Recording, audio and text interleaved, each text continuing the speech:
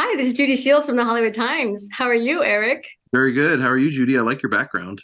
I'm fabulous. Thank you. I wish I had the Santa Clauses on there. Darn it. I like your Well, background too. thank you. There's a lot of memories in my background. I could see I'd love to go over them, but I can't. I don't have enough time. So maybe Yeah. next time. Eric, I wanted to ask you, how did this role find you? Well, it found me because we were big fans of the show. I introduced my fiance's boys to the Santa Claus movie this year, and then in preparation to watch the season. And as we watched it, I sent Jack Burditt, the executive producer, and Jason, the director, just little text messages of them watching the show, saying, "Man, they're all in. It's so great." And each of them responded with, "If we get picked up again, we got to find something for you." And as people in Hollywood, we hear that all the time. And true to their word, they got picked up, thankfully, and they each called and said, "Man, we're thinking of this character for you. Would you be interested?" And I said, 100% yes. And one thing led to another, and I ended up from the plains of Kansas City to the North Pole of Scott Calvin's office. How cool is that? What was it like putting on that bad Santa makeup and costume? Incredible. Loved every moment of it. It's funny of things that as a performer that annoy me, or annoy you on set.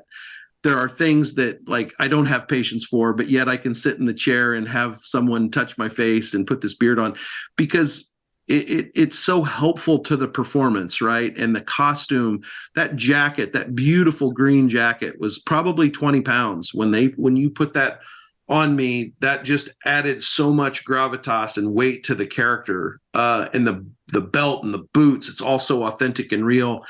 And it's just a testament to Aaron, my makeup artist, and Annie Bloom, who was the costume designer. Can't thank them enough for helping me bring the Mad Santa to life. Yeah, and I love how you kind of like opened up the series. That must have been pretty cool. Yeah, I didn't know what song they were going to use. I was so excited to see what it was, and um, just a treat. I've always thought I would get the opportunity to play a Santa Claus at some point, and always have wanted to do that. But just to do it on this level with that talent, with Tim Allen sharing space with the Santa Claus for Disney, on Disney Plus with people that I knew, just was a treat.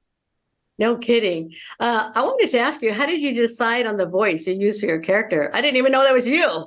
Oh, really? Yes. Well, it just kind of started with talking to Jack about what he wanted, so like so many things, it's just motivated by the words. I look at the words and I start to hear what they would sound like in my own head. And then again, it really comes from that costume. So much of Cam was motivated by costume on Modern Family. And this, again, just the weight of Yeah. the costume brings my voice down to another register. And I had to play with the idea of I wanted the Mad Santa to be scary and I wanted him to be mad and mean, but I also know that kids are watching, so I had to find the balance of them liking me and maybe thinking I'm funny. And I just said from the beginning I wanted the Mad Santa to be someone who a 7-year-old would reluctantly line up to meet at Disneyland.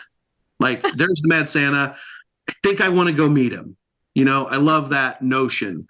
And that's kind of what I have in the back of my head the whole time with every aspect of the character, voice included. Yeah, because obviously you've been on sitcoms before. Has this series been different for you, and why? Well, it was because of how it was shot, more like a movie than even Modern Family. We shot out a sequence with Modern Family, but the days were a little bit longer with this, less pages a day. On Modern Family, we could shoot 7 to 9 pages a day, Wow. and be done. If Mitch and Cam were in their apartment, we could be done with our whole show in a day and a half on the set. So just practically, just the way it's shot was different.